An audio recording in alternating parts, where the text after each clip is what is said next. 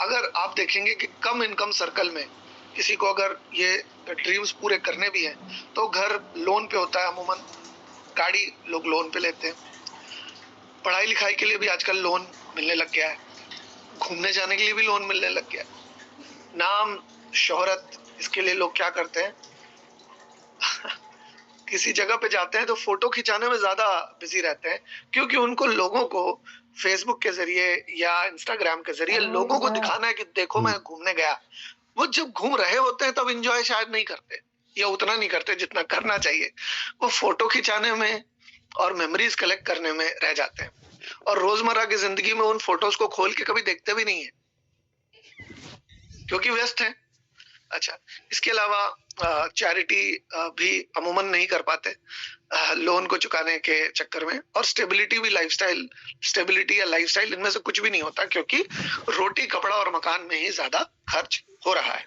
अब हर किसी को लाइफ में काफी सारी चीजें पानी है, लेकिन फाइनेंशियल फ्रीडम एक ऐसी चीज है, आर्थिक स्वतंत्रता एक ऐसी चीज है, जो कि अगर हम समझ जाएं तो हमारे लिए आगे बढ़ना बहुत आसान होगा।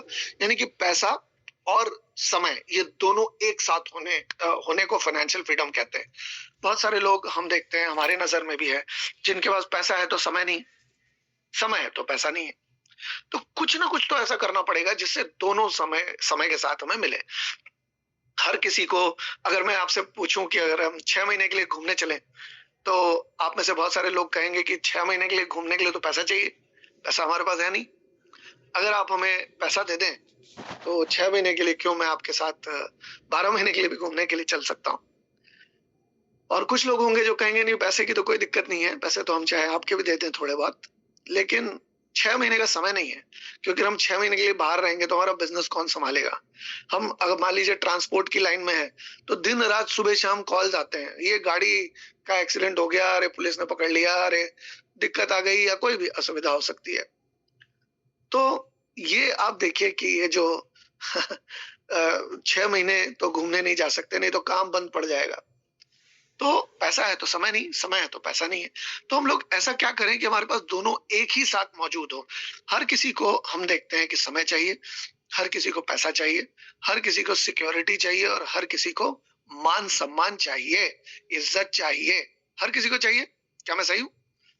आप लोग मुझसे बात करते रहेंगे तो आप आज के सेशन को ज्यादा बेहतर तरीके जी से समझ बिल्कुल पाएंगे। सही है सर। जी सर, ठीक है सर, रिप्लाई तो मैं मांगूंगा सर, तो आप दीजिएगा, पर बातचीत चार्ट ऑन नहीं है, चार्ट ऑन नहीं है सर। चैट ऑन कर दीजिए। नहीं, आप मतलब चैट में ना लिखें, लेकिन आप अपने मुंह से तो कह सकते हैं, सही बात है, बिना माइक ऑन किए भी कोई बात नहीं है। बिल्कुल। ऐसा लगेगा ना आपको कि बात हो रही है। जैसे मान लीजिए आप टीवी में कोई चीज देखते हैं, तो टीवी में थोड़ी अनम्यूट करके बोल पाते हैं, लेकिन आप कहते हैं अरे वाह वाह वाह, कोई पिक्चर का डायलॉग आता है तो बोलते हैं ना अरे वाह वाह। आपको थोड़ी, वाह वाह क्या आपको बात। पता है कि हीरो को थोड़ी पता चलेगा कि उसने अच्छा डायलॉग बोला, तो आप अनम्यूट करके उसको टीवी में पिक्चर के बीच में बोल सकेंगे। बिल्कुल।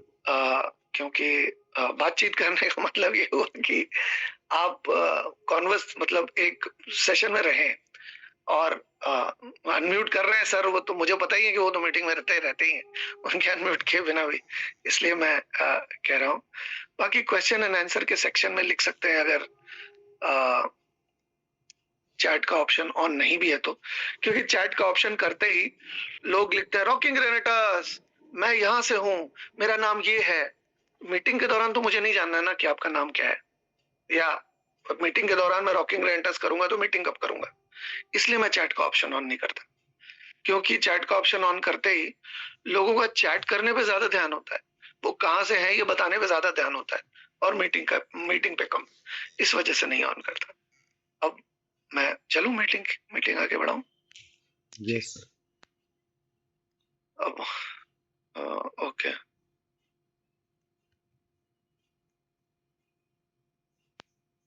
ठीक है, तो चलिए हम लोग आगे चलते हैं और जानते हैं कि ये जो चारों चीजें लोगों को चाहिए, ये अमूमन कैसे मिलती है और किनको मिलती है। क्योंकि मान सम्मान भी हर किसी को चाहिए, पैसा, समय, सिक्योरिटी, एक सुरक्षा भी हर किसी को चाहिए। अब जो अनएम्प्लॉयड होते हैं उनके पास समय तो बहुत है, क्योंकि काम तो है नहीं, कोई जॉब तो है नहीं। अब जॉब यदि नहीं है, समय है बहुत, तो पैसा नहीं है, सिक्योरिटी भी नहीं है और रिकॉग्निशन भी नहीं है। कुछ काम नहीं कर रहे तो मान सम्मान मिलेगा कैसे? और मतलब कह लीजिए उनके पास सुरक्षा आएगी कैसे, क्योंकि इनकम ही नहीं है। कोई भी अगर कोई भी छोटी से छोटी दिक्कत अगर आ जाती है तो वो उथल पुथल हो जाते हैं, क्योंकि पैसे तो है नहीं। पैसे भी नहीं है, सुरक्षा भी नहीं है, रिकॉग्निशन भी नहीं है। जॉब जो लोग करते हैं उनके पास कह लीजिए समय, तो समय देकर ही वो इनकम करते हैं, क्योंकि किसी और को उन्होंने समय दिया है, अपना एक्सपर्टीज दी है, अपना समय दिया है, तभी जाकर उनके पास कुछ मेहनताना आ रहा है। और जिस मेहनताने की वजह से वो अपना गुजर बसर कर रहे हैं, अपनी जीविकोपार्जन कर रहे हैं, अपनी जिंदगी चला रहे हैं। पैसा उनके पास उतना ही होता है जितना काम लगे, जितना काम भर का, यानी कि जरूरत भर का। लेकिन सपने पूरे करने का, घूमने जाने का, शॉपिंग करने का, जो मन चाहे वो खरीदने का, जो मन चाहे जब मन चाहे खाने का, वो शायद पैसे नहीं हो पाते। आप देखेंगे कि जो लोग वैसी जिंदगी जीते हैं, उनका मनपसंद खाना कितनी बार बनता है उनके घर पे, तो आप देखेंगे मनपसंद खाना शायद 1 या 2 बार बन जाता है, उससे ज्यादा नहीं। क्योंकि जो चीज मनपसंद है वो अमूमन महंगी है। किसी को मतलब पोस्तों की सब्जी अच्छी लगती है, पॉपी सीड्स कहते हैं इंग्लिश में, तो वो बंगाल में बहुत बनता है, उड़ीसा में भी बनता है, बहुत जगहों पे बनता है, उसका हलवा भी बनता है, तो खस का बनता है। तो वो सारी चीजें अफोर्ड कर नहीं पाते हर कोई। और मान लीजिए जॉब में आज की डेट में कोई सिक्योरिटी है, ये कहना बड़ा मुश्किल है, क्योंकि एआई के आने के बाद बहुत सारे स्क्रिप्ट राइटर्स की, बहुत सारे टाइपिंग करने वाले लोगों की, या बहुत सारे लोग जो लोग लिखने पढ़ने वाला काम करते थे, वो बहुत ही खतरे में आ चुका है। इनफैक्ट मेडिकल ट्रांसक्रिप्शन नाम का एक फील्ड हुआ करती थी, जिसमें इंडिया में लाखों मतलब कई दसों लाखों लोगों की संख्या में उस फील्ड से बिलोंग करते थे लोग। लेकिन आज की डेट में उनके पास बिल्कुल काम नहीं है। वो आर्टिफिशियल इंटेलिजेंस के मदद से वो काम अब किया जाने लगा है। मेरे खुद के परिचय में काफी सारे लोग हैं जो पहले ये काम करते थे और आज की डेट में उनके पास करने को कुछ भी नहीं है। तो जॉब में किसी भी तरह की कोई सिक्योरिटी नहीं है। पहले के समय में बल्ब आता था, फिर मतलब कह लीजिए आने लग गया अलग तरह का वो अलग तरह के मतलब लाइट्स आने लगी, अब एलईडी लाइट्स आती हैं। तो पहले जो बल्ब बनाने वाली कंपनियां थी, आज की डेट में वो नहीं है। या तो उनको एलईडी बल्ब बनाने पड़ रहे हैं अब, या तो वो बल्ब के बिजनेस से कंप्लीटली बाहर जा चुके हैं। आप सेम चीज देख लीजिए, चाहे वो बॉटल का हो, या कैरी बैग का हो, या मोबाइल के कवर का हो, या किसी भी इंडस्ट्री में देख लीजिए, जो पहले जो जॉब करते थे वो आज के डेट में नहीं है। टाइपराइटर जो लोग पहले चलाते थे, आज टाइपराइटिंग का कोई जॉब अलग से, या स्टेनो का कोई भी जॉब, शॉर्ट हैंड टाइपिंग का कोई भी जॉब अब अवेलेबल नहीं है। तो आप देख सकते हैं कि जिन चीजों में पहले सिक्योरिटी मानी जाती थी, आज की डेट में वो सारी चीजें भी उतनी सिक्योर नहीं है। पहले गवर्नमेंट जॉब में पेंशन मिलता था, अब गवर्नमेंट जॉब में पेंशन नहीं मिलता है। पहले गवर्नमेंट जॉब में काम नहीं भी करे तो चलता था, लेकिन आज की डेट में गवर्नमेंट जॉब में काम नहीं करे तो बम्बू होता है बहुत तगड़ा वाला। ये मेरे खुद के घर में गवर्नमेंट सर्वेंट है, इस वजह से मैं इन चीजों को पर्सनली पहचानता हूँ। खैर, मैं किसी प्रोफेशन को बुरा नहीं कहता, हर चीज के अपने फायदे नुकसान हो सकते हैं, लेकिन मैं ये जानता हूँ कि ये जो जॉब है उसमें उस तरह की सिक्योरिटी नहीं है। अगर आप काम नहीं करेंगे तो आपको पैसा नहीं देगा कोई भी। इसके अलावा रिकॉग्निशन की जहां तक बात है, तो हर किसी को जिस चीज के पैसे दिए जाते हैं, उन मालिक को लगता है कि हम पैसा तो दे रहे हैं, फिर रिकॉग्निशन किस बात का, पैसा तो दे ही रहे। जो अगला काम कर रहा है उसके पैसे तो उसको मिल ही रहे, रिकॉग्निशन क्यों चाहिए भाई, है ना? तो ना तो सही पैसा ही होता है, ना सही समय होता है, ना सिक्योरिटी होती है, ना रिकॉग्निशन होता है। बिजनेसेस की बात करें, मैं जानता हूँ स्पेलिंग गलत है, पर आप भावार्थ पे ध्यान दीजिए। लिफाफा अगर आपको मिला है तो आप उसके अंदर मैसेज को ध्यान दीजिए, आप लिफाफे के ऊपर ध्यान मत दीजिए। अगर आपके पास गिफ्ट आ रहा है तो आप गिफ्ट पे ध्यान दीजिए, रैपर पे ध्यान मत दीजिए। अभी मैं क्या बोल रहा हूँ उस पर ध्यान दीजिएगा। तो अगर बिजनेसमैन है आप, तो आपके पास समय नहीं है, चाहे वो ट्रांसपोर्ट का बिजनेस हो आपका, चाहे वो कोई भी तरह, किसी भी तरह का बिजनेस हो, तो समय तो आपको देना होगा। आपको क्या लगता है, अदानी या अंबानी या गोदरेज, टाटा, मित्तल, ये क्या सारे, या टाटा जो नोएल टाटा अब हैं, वो क्या फ्री होंगे? जिसका भी बिज़नेस है वो क्या फ्री है? उसके पास समय ही समय है, ऐसा होता है क्या? अमूमन ऐसा नहीं होता ट्रेडिशनल बिज़नेस में। उनके पास पैसा तो होता है, लेकिन उनके पास भी सिक्योरिटी कुछ नहीं है, क्योंकि आज की डेट में जो बिज़नेस सही है, वो कल की डेट में चलेगा या नहीं चलेगा इसकी कोई गारंटी नहीं है। टाटा इतनी रेप्यूटेड कंपनी जिस भी बिज़नेस में हाथ लगाती है वो बिज़नेस बहुत अच्छा हो जाता है या उसमें बहुत प्रॉफ़िट कमाती है, लोगों को भी देती है। लेकिन उसने नैनो की फैक्ट्री चलाई और सिर्फ़ इस वजह से वो फैक्ट्री नहीं चली क्योंकि उसकी मार्केटिंग सही तरीके से नहीं हुई थी। लोगों ने, जो मार्केटिंग करने वाले लोग थे, उन मार्केटिंग करने वाले लोगों ने उस गाड़ी को इंडिया की सबसे सस्ती गाड़ी, सस्ती गाड़ी, सस्ती गाड़ी कह के प्रमोट किया। और लोगों को लगता है हम सस्ती क्यों लेंगे? इंडिया में एक सेंस ऑफ प्राइड है। लोगों को लगता है कि हाँ, हम सस्ती गाड़ी क्यों लेंगे, हम तो बढ़िया गाड़ी लेंगे। लोगों को ये लगता है। अब कैसे कोई अगर कोई नैनो खरीदता था तो लोग बोलते थे सस्ती गाड़ी चला रहा है, सस्ती गाड़ी चला। तो एक नेगेटिव इसका अभिप्राय था, सस्ती गाड़ी मतलब नेगेटिव, ये लोगों के दिमाग में था। तो वो सबसे किफायती या सबसे कह लीजिए जो बाइक चलाने वाले उनको टारगेट कर रहे थे, लेकिन मार्केटिंग में ये हो नहीं पाया। लेकिन वो आज उनकी जो जमीन थी वो अभी भी डिस्प्यूट में चल रही है कोर्ट के ऑर्डर के बाद भी। मैं बंगाल का रहने वाला हूँ तो मैं जानता हूँ। तो बिजनेस में सिक्योरिटी कुछ भी नहीं है। आज की डेट में जो प्रोडक्ट चल रहा है वो प्रोडक्ट कल की डेट में चलेगा या टेक्नोलॉजी उसको ऑब्सोलेट नहीं कर देगी, इस बात की कोई गारंटी नहीं है। लेकिन अगर आप बहुत बड़े बिजनेसमैन हैं, आप डोनाल्ड ट्रंप हैं, इलॉन मस्क हैं, आप बिल गेट्स हैं, सुंदर पिचाई हैं, आपको लोग जानेंगे, रिकॉग्निशन होगा। आपका बहुत बड़ा बिजनेस है तो रिकॉग्निशन मिलता है। लेकिन बाकी सारी चीजें कुछ है तो कुछ नहीं है, कुछ और है तो कुछ और नहीं है। लेकिन नेटवर्क मार्केटिंग की अगर हम बात करें, रेनेटस वेलनेस की अगर बात करें, तो अगर इस बिजनेस को अगर आप सिस्टम से बिल्ड करते हैं तो आपके पास समय भी होगा, क्योंकि आपकी इनकम सिर्फ आपके ऊपर निर्भर नहीं है। और लोग जिनको आप सिस्टम में लेकर आते हैं वो भी प्लग इन हो जाते हैं सिस्टम के साथ, और वो जब सिस्टम से काम करते हैं तो सिस्टम से चल के आपके पास पैसा आता है। यहाँ पर कोई भी व्यक्ति आपको पैसे कमा कर नहीं दे रहा है, यहाँ पर आपको सिस्टम पैसे कमा कर दे रहा है। तो कोई भी ये सोचने की गलती करना उचित नहीं है कि मैं अपलाइन को पैसे कमा कर दे रहा हूँ। एक्चुअली ऐसा नहीं है, सिस्टम कमा के दे रहा है। सिस्टम बनाया हुआ है इस तरह से ताकि आपसे अपलाइन के पास जाएगा और आपकी डाउनलाइन से आपके पास आएगा। तो आप किसी के ऊपर भी कोई एहसान नहीं कर रहे, कोई आपके ऊपर एहसान नहीं कर रहा आपको सपोर्ट करके। तो पैसा भी होता है डायरेक्ट सेलिंग में, क्योंकि हमारा सिर्फ हमारी मेहनत के ऊपर निर्धारित नहीं होता हमारे पास इनकम आना। इसके अलावा सिक्योरिटी भी होती है, क्योंकि अगर हम काम कर पाए तो भी इनकम आती है, नहीं कर पाए तो जो लोग हमारे साथ हैं, संगठन में हैं, जो लोग सिस्टम के साथ प्लग इन हो चुके हैं, उनको उनके जरिए हमारे पास इनकम आना बंद नहीं होती। इसके अलावा मान सम्मान भी मिलता है।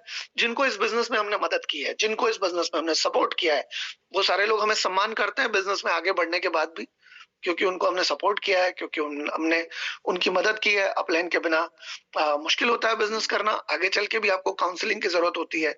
आगे चल के भी आप एक जगह पे तो एक समय पे एक ही जगह पे रह सकते हैं, लेकिन अगर आपका काम 4, 5, 7 जगहों पे है तो आपको तो अपलाइन की जरूरत पड़ेगी, है ना? तो आप देखिए कि जितने भी तरह के ब्रह्मांड में लोग होते हैं, या तो जॉब करते हैं, या तो बेरोजगार हैं, या बिजनेस करते हैं, या डायरेक्ट सेलिंग। आप देखिए कि यहाँ पर चारों में से सबसे बेहतर विकल्प कौन सा है? अगर आप सिस्टम के साथ प्लग इन हो जाते हैं तो बेहतर विकल्प है डायरेक्ट सेलिंग के थ्रू, या बाकी सारी चीजों में जहां पर कुछ है तो कुछ और नहीं है, और कुछ और है तो कुछ और नहीं है। अब हम देखते हैं कि मैंडेटरी हमारे लिए क्या है, जरूरी हमारे लिए क्या है। अगर मैं आपसे पूछूं तो हमारे लिए इनकम जरूरी है या हमारे लिए खर्च जरूरी है? स्वाभाविक सी बात है कि इनकम अगर बंद भी हो गई तो खर्च तो बंद होगा नहीं हमारे लिए, है ना? खर्च तो बंद नहीं होगा। तो ऐसे में हमें ऐसे में अगर हमें मान लीजिए इनकम अगर हमारी बंद हो जाती है तो खर्च हमारे बंद नहीं हो रहे, खर्च हमारे बढ़ते जा रहे हैं। और इनकम अगर हमारी बढ़ नहीं भी रही है तो खर्च तो लगातार बढ़ रहे हैं, हर साल बढ़ रहे हैं। जो चीज आज 22 रुपए की मिल रही है कल वो 24 रुपए की मिलेगी। जो आज 100 रुपए की मिल रही है कल वो 120 रुपए की मिलेगी। हम कुछ नहीं कर सकते, ऐसा होता ही होता है। आप देखेंगे कि इनकम जिस अनुपात में बढ़ रही है उससे ज्यादा अनुपात में खर्च बढ़ रहा है, उससे ज्यादा तादाद में खर्च बढ़ रहे हैं, है ना? और हमेशा एक गैप बना हुआ रहता है इनकम और एक्सपेंडिचर के बीच में, जिसकी वजह से महीने के आखिरी में हमें तंगी का सामना करना पड़ता है, हमें हमारा हाथ तंग रहता है, हमारे पास पैसे की शॉर्टेज होती है, जिसकी वजह से हमें कुछ बड़े खर्चों के लिए या कुछ मेजर चीजों के लिए महीने की शुरुआत का इंतजार करना पड़ता है, खास करके मिडिल क्लास में। लेकिन अगर हम इस गैप को कम करना चाहते हैं इनकम और एक्सपेंडिचर के बीच की, तो हमें निश्चित तौर पे कोई एक ऐसा अल्टरनेटिव, कोई एक ऐसा विकल्प की तलाश करनी पड़ेगी जिससे सांप भी मर जाए और लाठी भी ना टूटे। हमें कुछ ऐसा करना पड़ेगा, एक एक ऐसा विकल्प तलाश करना पड़ेगा, एक ऐसा संभवतः बिजनेस तलाश करना पड़ेगा जिससे हमारा बहुत ज्यादा समय भी ना लगे और हमारे पास ग्रेजुअली थोड़ी थोड़ी इनकम आती रहे और धीरे धीरे वो इनकम समय के साथ बढ़ती भी रहे सिस्टम के पावर को इस्तेमाल करके। अब हम देखते हैं कि ट्रेडिशनल बिजनेस जो होते हैं उससे हमारे बिजनेस का या डायरेक्ट सेलिंग का कैसे अंतर है। हम कन्वेंशनल बिजनेस में देखते हैं कि लाखों करोड़ों रुपए का इन्वेस्टमेंट लगता है, जगह लेनी पड़ती है, काफी जोखिम उठाना पड़ता है क्योंकि बिजनेस चलेगा या नहीं चलेगा इस बात की कोई गारंटी होती नहीं है। तजुर्बा चाहिए, बिजनेस अगर आप करना चाहते हैं तो तजुर्बे के बिना तो कर नहीं पाएंगे। इसके अलावा बहुत सारा कंपटीशन होता है, जो काम आप कर रहे हैं वो काम और लोग भी कर रहे हैं, मुश्किल है, इतना आसान नहीं है आपको उस काम में सक्सेसफुल होना। इसके अलावा डायनामिक एनवायरनमेंट है, आज ट्रेंड कुछ और है, कल ट्रेंड कुछ और हो सकता है, परसों कुछ और हो सकता है। कपड़ों के बिजनेस में खास करके ये समस्या होती है कि नया ट्रेंड आ गया और पुराना स्टॉक अगर बिका नहीं है तो वो ऐसे ही पड़ा रह जाता है, वो बेच नहीं पाओगे आप। तो बहुत सारे लोगों को नौकरी पे रखना पड़ सकता है, आपको बहुत सारे लोगों को नौकरी पे रखना पड़ सकता है। तो ओके, बहुत सारे लोगों को आपको नौकरी पे रखना पड़ सकता है। साथ ही साथ आपको टैक्सेशन की काफी सारी मतलब सोचना पड़ता है कि जब हम ये काम करेंगे तो टैक्स के इम्प्लीकेशन बहुत सारे आ सकते हैं, लीगल इश्यूज बहुत सारे आ सकते हैं और साथ ही साथ हेडेक, दुनिया भर की माथापच्ची, दुनिया भर का तामझाम होता है। मतलब कोई भी अगर आप बिजनेस स्टार्ट करते हैं तो वो सिरदर्दी से कम नहीं होता है। पैसे तो आपको बाद में चल के देता है लेकिन सिरदर्दी बहुत होती है। साथ ही साथ चौबीसों घंटे सातों दिन आपको बिजनेस के बारे में सोचते रहना पड़ता है। कभी कभी तो आपकी आत्मा आपके खुद के शरीर से बाहर निकल के रात के को आपसे बात करती है कि ये क्या जोखिम मोल ले लिया। लेकिन अगर हम रेनेटर्स के बिजनेस की बात करें या डायरेक्ट सेलिंग की इंडस्ट्री की बात करें तो आपको यहाँ पर ना के बराबर खर्च में इसको स्टार्ट कर सकते हैं। ना के बराबर खर्च क्यों कह रहा हूं मैं, क्योंकि आपको अपने खुद के इस्तेमाल के प्रोडक्ट यहाँ पर लेने पड़ते हैं और कम से कम खुद के इस्तेमाल के प्रोडक्ट के साथ आप यहाँ शुरुआत कर सकते हैं। तो आपने कोई अलग से इन्वेस्टमेंट तो किया नहीं, आपने खुद के इस्तेमाल के प्रोडक्ट लिए। अगर आप एक आध पीस एक्स्ट्रा भी ले लेते हैं तो उसको बहुत बड़ा कोई इन्वेस्टमेंट तो कहेंगे नहीं, क्योंकि बहुत सारे लोग महीने का सामान लेते हैं या किसी डिपार्टमेंटल स्टोर में जाते हैं तो कभी कभी 1 महीने 2 महीने का सामान स्टॉक कर लेते हैं। तो जब हम अपने इस्तेमाल के लिए स्टॉक कर सकते हैं तो जब व्यापार करेंगे तो क्या स्टॉक की जरूरत नहीं पड़ेगी, पड़ सकती है। तो आप देखेंगे कि फ्लेक्सिबिलिटी ऑफ टाइम होता है, कभी भी हम इस काम को कर सकते हैं, अपने सुविधा के अनुसार अपने समय से इस काम को कर सकते हैं। हम काम करते हुए इस काम को सीख सकते हैं, सीखते हुए काम कर सकते हैं और काम करते हुए सीख सकते हैं। हमें यहाँ फ्री में ट्रेनिंग्स मिलती है जूम में, सुबह 8 बजे, रात को 8 बजे और दोपहर में 4 बजे। हमारे हैंड होल्डिंग एंड सपोर्ट हमें मिलता है पूरा का पूरा, क्या करना है, कब करना है, कैसे करना है, किस तरह से करना है, सारी चीजों के बारे में हमारे अपलायंस के द्वारा, हमारे ग्रुप्स के द्वारा, हमारे ट्रेनर्स के द्वारा हमें सारी जानकारी मुहैया कराई जाती है।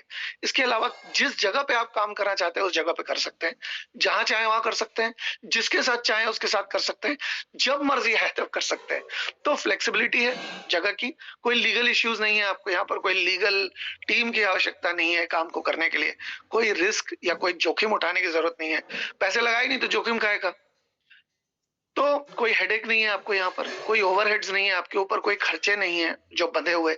आमतौर पे अगर आप कोई फैक्ट्री लेते हैं या मतलब अगर कोई कह लीजिए वर्कशॉप चलाते हैं या कोई भी अगर दुकान चलाते हैं तो वहां की इलेक्ट्रिसिटी का तो आपको देना पड़ेगा, वहां के मेंटेनेंस का खर्च आपको देना पड़ेगा।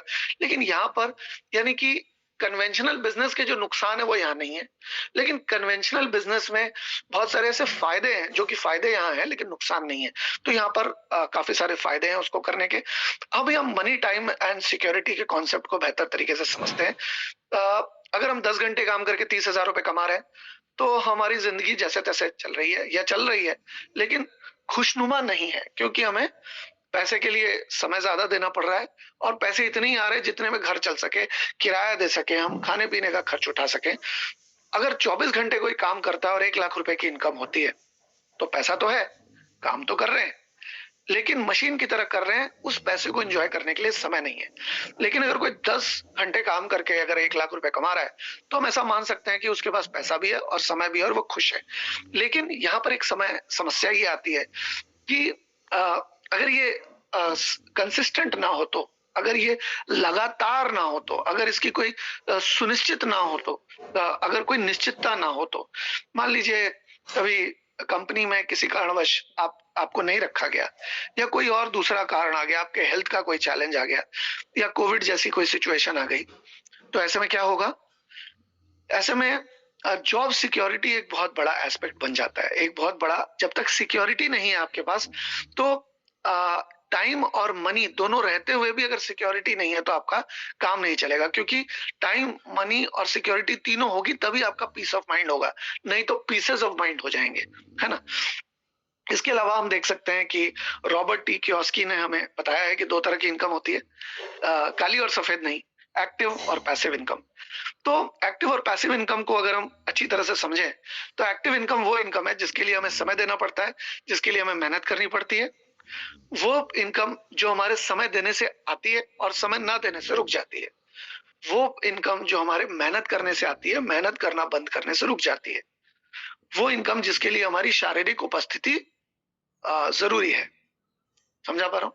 अच्छा, अब पैसिव इनकम क्या होती है? पैसिव इनकम वो होती है जिसके लिए रहेंगे तो भी आएगी, नहीं रहेंगे तो भी आएगी। जैसे आपने कोई घर किराए पे खरीदा, तो उस किराए को कमाने के लिए तो आपको वहां शारीरिक रूप से मौजूद रहने की जरूरत नहीं है, आप वहां पर तैनात रहें इसकी तो जरूरत नहीं है, रेंट तो आपके पास अपने आप आ जाएगा।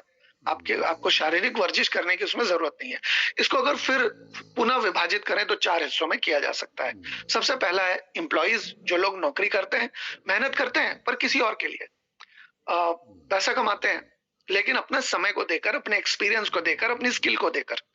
तो जो लोग, ये पहली कैटेगरी के लोग होते हैं। दूसरी कैटेगरी के लोग होते हैं सेल्फ एम्प्लॉयड, जो नौकरी नहीं करते, अपने लिए काम करते हैं। डॉक्टर्स अपने लिए काम करते हैं, चार्टर्ड अकाउंटेंट्स अपने लिए काम करते हैं, लॉयर्स अपने लिए काम करते हैं, आर्किटेक्ट्स अपने लिए काम करते हैं। अगर इन्हीं प्रोफेशन वाले लोग अगर नौकरी ज्वाइन कर लें, तो वो पहली कैटेगरी में आ जाएंगे प्रोफेशनल्स होने के बाद भी।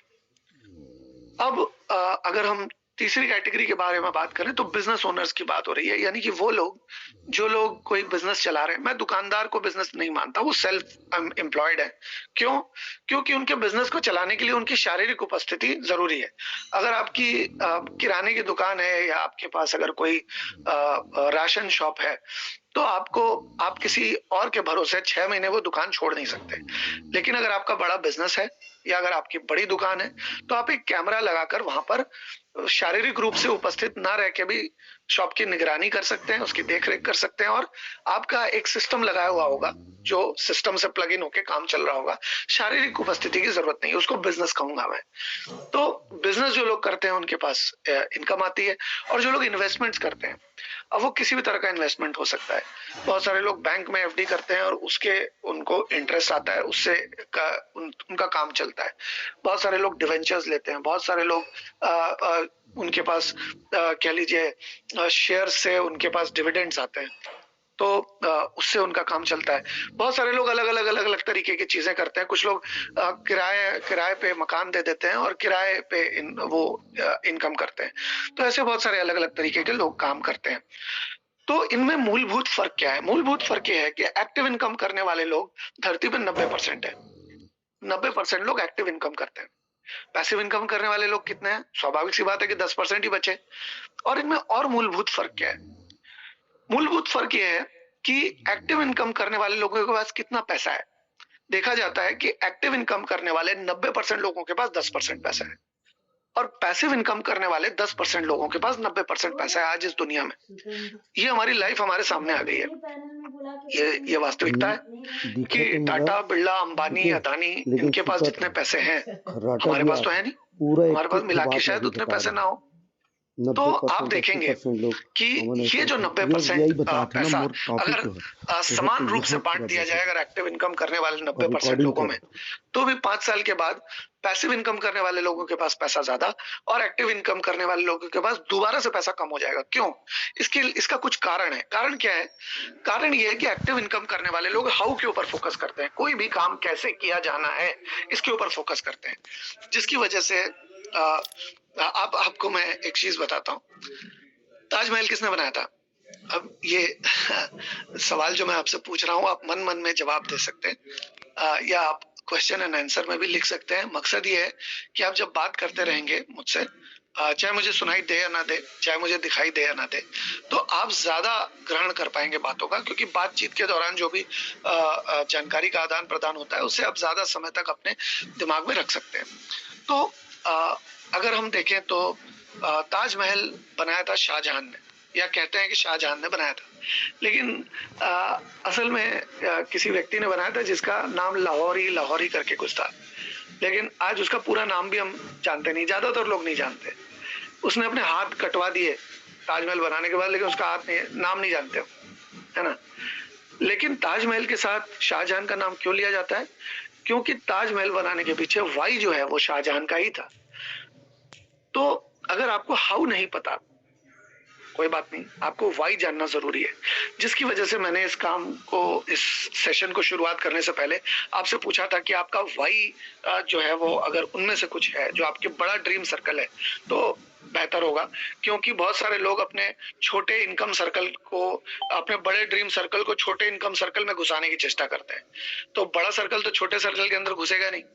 तो आप हाउ के ऊपर नहीं, आप वाई के ऊपर फोकस कीजिए। आप इस काम को क्यों करेंगे ये पहले जानना जरूरी है। हाउ तो आप धीरे धीरे जान ही जाएंगे। और क्या फर्क है, और क्या बड़ा फर्क है।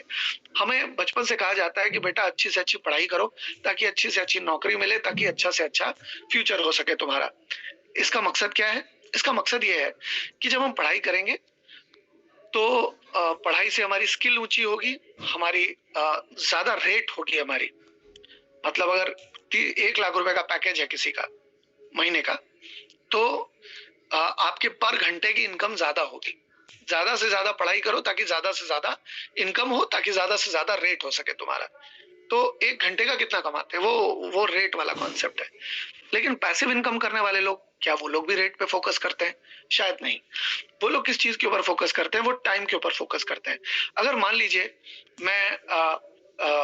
मैं आपको एक एग्जांपल देता हूं जिससे आप और बेहतर तरीके से समझ पाएंगे इस चीज को। अगर मान लीजिए मैं एक व्यक्ति है जो गाड़ी चला के जा रहा है, उसके पास वाली सीट खाली है लेकिन पीछे बहुत सारा सामान है। वो एक बस स्टॉप के पास से गुजर रहा होता है जहां पर उसे एक बूढ़ी औरत दिखती है। उसे वो गाड़ी में बैठाना चाहता है, जो उसको हॉस्पिटल ले जाने की जरूरत है। तो उसे लगता है कि उस बूढ़ी औरत को बैठा लेते हैं तो कुछ पुण्य भी मिल जाएगा, आगे हॉस्पिटल है उसको छोड़ देंगे। वैसे ही उसकी नजर एक डॉक्टर साहब पे पड़ती है जिससे उसका थोड़ा बहुत परिचय है, लेकिन आगे हॉस्पिटल है, डॉक्टर साहब के पास गाड़ी भी है, लेकिन आज शायद किसी कारणवश उन्हें बस में जाना पड़ रहा है। तो वो सोचता है कि बस में डॉक्टर साहब को बैठा लेते हैं, इसी बहाने डॉक्टर साहब से अच्छी जान परिचय भी हो जाएगा। तो फिर क्या होता है कि वो तभी उनकी नजर उनकी कॉलेज की एक परिचय की लड़की पे पड़ती है जो उसकी कॉलेज के समय की दोस्त है। तो उससे वो और परिचय बढ़ाना चाहता है। उसे लगता है कि इस अपनी पुरानी दोस्त को लिफ्ट दे देते हैं, इसी बहाने पुरानी यादें भी ताजा हो जाएगी। अब वो एक धर्म संकट की स्थिति में या त्रिशंकु में लटका हुआ है। अगर वो उसके पास एक ही सीट है, अगर वो बूढ़ी औरत को बैठाता है तो डॉक्टर साहब और लड़की को नहीं बैठा पाएगा। और अगर डॉक्टर साहब को बैठाता है तो लड़की और बूढ़ी औरत को नहीं बैठा पाएगा, और लड़की को बैठाता है तो बूढ़ी औरत और डॉक्टर साहब को नहीं बैठा पाएगा। तो ऐसी ही सिचुएशन कभी कभी हमारे साथ भी होती है। मैं अगर आपसे पूछूं तो आप किसको बैठाना चाहेंगे, तो मैं जानता हूं कि आप सभी बूढ़ी औरत को बैठाना चाहेंगे। लेकिन उस व्यक्ति ने क्या किया, वो डॉक्टर के पास गया। डॉक्टर साहब को उन्होंने कहा कि आप ये मेरी चाबी ले लीजिए, आपको हॉस्पिटल तक जाना है, आप बूढ़ी औरत को लेकर हॉस्पिटल तक जाइए, मैं अपनी इस दोस्त के साथ आगे आता हूँ और आपसे हॉस्पिटल से गाड़ी लेकर आगे चला जाऊंगा मैं। तो जब वो अपनी गाड़ी को छोड़ने के लिए तैयार था तो उसे तीनों चीजें मिल गई। वो बूढ़ी औरत को भी छोड़ पाया हॉस्पिटल, डॉक्टर साहब को भी गाड़ी के जरिए हॉस्पिटल तक अपनी गाड़ी को इस्तेमाल करके पहुंचा पाया, और वो अपनी दोस्त के साथ भी समय बिता पाया। तो जब वो गाड़ी को चाबी छोड़ने के लिए तैयार था तो उसको सब कुछ मिल गया। लेकिन हम एवरेज मिडिल क्लास लोग अपनी रेट को छोड़ने के लिए तैयार नहीं होते, जिसके वजह से हम कभी भी एक्टिव इनकम कमाने वाले लोगों के से की कैटेगरी से पैसिव इनकम कमाने वाली कैटेगरी के अंदर प्रवेश नहीं कर पाते। हमें टाइम को मल्टीप्लाई करने के बारे में सोचने की जरूरत है, ना कि रेट को पकड़ के बैठने की जरूरत है। जब तक हम रेट को पकड़ के बैठेंगे तब तक हम टाइम की मल्टीप्लिकेशन नहीं कर पाएंगे। अब और एक उदाहरण देखिए, अगर मैं डॉक्टर एक्स हूं, मैं डॉक्टर हूं, मेरा एक चैम्बर है, बहुत बढ़िया चलता है, और मैंने 30 साल से 20 साल से एक बहुत बड़ा नाम बना रखा है एक जगह पे, और मेरी बहुत रेपुटेशन है, मेरी बहुत इज्जत है, और लोग मेरे पास इलाज करवाने आते हैं। अब अगर कोई नया नया डॉक्टरी की पढ़ाई पढ़ के मेरे पास आएगा और मुझे कहेगा कि डॉक्टर साहब मैं आपके नाम से एक चैम्बर आपके बगल वाले मोहल्ले में खोलना चाहता हूँ, तो क्या मैं उसे अपना नाम दूंगा? क्या मैं अपने क्लिनिक का नाम, क्या मैं अपने अपने प्रैक्टिस का नाम उसे दूंगा? शायद नहीं, क्योंकि मुझे लगेगा कि अगर वो कुछ भी उटपटांग हरकत कर देता तो मैं फंस जाऊंगा, मैं अगर अपने क्लिनिक का नाम दूंगा तो। लेकिन यही काम अगर मैं किसी फ्रेंचाइज को कहता हूँ, अगर मैं किसी फ्रेंचाइज को कहता हूँ कि आप मुझे अपना नाम दो, तो वो खुशी खुशी अपना फ्रेंचाइज का नाम देगी, बल्कि वो मुझे पूरी ट्रेनिंग भी देगी, पूरी चीज सिखाएगी, समझाएगी, बताएगी कैसे होता है, क्या होता है। तो आप देखिए कि अगर डॉक्टर एक्स 10 घंटे काम कर रहे हैं एक दिन में, और फ्रेंचाइज में के पास 100 फ्रेंचाइजेज हैं, और हर फ्रेंचाइज 10 घंटे काम कर रही है, तो फ्रेंचाइज के लिए एक दिन में 1000 घंटे का काम हो रहा है। लेकिन डॉक्टर एक्स के लिए कितने घंटे काम हो रहा है? 10 घंटे, जितना वो अकेले कर पा रहे हैं। अगर मान लीजिए किसी कारणवश मान लीजिए काम नहीं कर पा रहे हैं, बीमार पड़ गए, मूड नहीं है, या कोई पर्सनल चैलेंज आ गया, कोई अगर आपके घर में कोई पर्सनल चैलेंज आ सकता है, या कभी आप मान लीजिए बीमार पड़ गए, या कह लीजिए कोई आपके घर में मेहमान आ गए, आप नहीं जा पा रहे काम पे, तो आपकी इनकम तो बिल्कुल बंद हो जाएगी, क्योंकि आपकी इनकम सिर्फ आपके ऊपर आधारित है, आपके ऊपर निर्भर है। लेकिन अगर फ्रेंचाइज ओनर के 100 में से 10 फ्रेंचाइज बंद भी हो गए, तो 900 घंटे का काम अभी भी 90 फ्रेंचाइजेस से उसके पास होगा, इनकम बंद नहीं होगी। यहाँ पर सवाल ये उठता है कि क्या एक आम आदमी अपना खुद का नेटवर्क बना सकता है क्या? रेनेटस में हम उसे ये मौका देते हैं, क्योंकि आमतौर पे अगर किसी फ्रेंचाइज की बात करें तो उसमें करोड़ों रुपए का इन्वेस्टमेंट होता है, और फिर भी फ्रेंचाइज चलेगी या नहीं चलेगी इस बात की कोई गारंटी नहीं होती, और वो खुद सब फ्रेंचाइज नहीं दे सकते। अगर उन्हें उनके दोस्त को किसी को फ्रेंचाइज लेनी होगी तो उसे उसके पास लेकर जाना पड़ेगा जिसने उसे फ्रेंचाइज दी है, वो खुद से फ्रेंचाइज नहीं दे सकते। तो आज यहाँ पर बॉडमास का रूल बहुत जरूरी हो जाता है जानना, क्योंकि अगर आप इकाई को बढ़ाना चाहते हैं, अगर आप संख्या की वृद्धि चाहते हैं, तो आपको इनमें से कुछ करना पड़ेगा। हमने मैथमेटिक्स में बचपन में ये पढ़ा है, गणित में पढ़ा है, bracket of, division, multiplication, addition और सब्सट्रैक्शन। तो ब्रैकेट से संख्या कम होती है, ऑफ से भी संख्या कम होती है, डिवीजन से भी कम होती है, और मल्टीप्लिकेशन से संख्या बढ़ सकती है, इकाई बढ़ सकती है। एडिशन यानी कि हम जोड़ते हैं तो इकाई बढ़ सकती है, और घटाते हैं तो इकाई कम होती है ना। अब हम देखते हैं मल्टीप्लिकेशन और एडिशन, ये दो ही ऐसी चीजें जिससे इकाई बढ़ पाएगी। अब दो चीजें होती है इसमें, लीनियर ग्रोथ होती है और एक्सपोनेंशियल ग्रोथ होती है। जब किसी एक इकाई को उस इकाई से बार बार लगातार जोड़ा जाए, और जो फल स्वरूप जो संख्या है उससे वापस से उसी संख्या को जोड़ दिया जाए बार बार, तो उसे लीनियर ग्रोथ कहते हैं। Constant growth by a constant amount for each unit of time, her same संख्या के साथ अगर यूनिट ऑफ टाइम से ग्रोथ किया जाए, जैसे 2 + 2 4, प्लस जो संख्या आई 4, उसको फिर से 2 प्लस करेंगे तो 6 हो जाएगा, फिर 8 हो जाएगा, 10 हो जाएगा, 12, 14, 16, 18 इस तरह से हो जाएगा। लेकिन यही अगर हम प्लस करने की जगह मल्टीप्लाई करें, मेहनत तो दोनों में लग रही है, तो अगर हम मल्टीप्लाई करें तो 2 से 2 को गुणा करेंगे तब भी 4 आएगा। आप देखेंगे 4 से 4 को प्लस किया था, 2 से 2 को प्लस किया था तब भी 4 आया था, लेकिन 4 से 2 को मल्टीप्लाई करेंगे तब तो 8 आएगा। प्लस वाले केस में 6 आया था, जो कि 8 से बहुत ज्यादा अंतर नहीं है उसमें। लेकिन जब 8 को 2 से मल्टीप्लाई करेंगे तो 16 आएगा, फिर 32, फिर 64, फिर 128, फिर 256। आप देखेंगे आगे जाके कई गुना ये बढ़ गया। तो आप कोई भी ऐसा काम करें जिसमें मल्टीप्लिकेशन इन्वॉल्व हो, तो इससे आपका फायदा ज्यादा से ज्यादा होगा। अब ये मल्टीप्लिकेशन का फायदा अमूमन किसी बड़े बिजनेस में होता है। अब या तो आप कोई इन्फोसिस, विप्रो या ऐसी कोई बहुत बड़ी कंपनी चला लें, कोई बड़ी कंपनी खोल लें, या आप डायरेक्ट सेलिंग का काम करके इस मल्टीप्लिकेशन के काम का फायदा ले सकते हैं। डिजिटल मार्केटिंग या इस तरह के एफिलिएट मार्केटिंग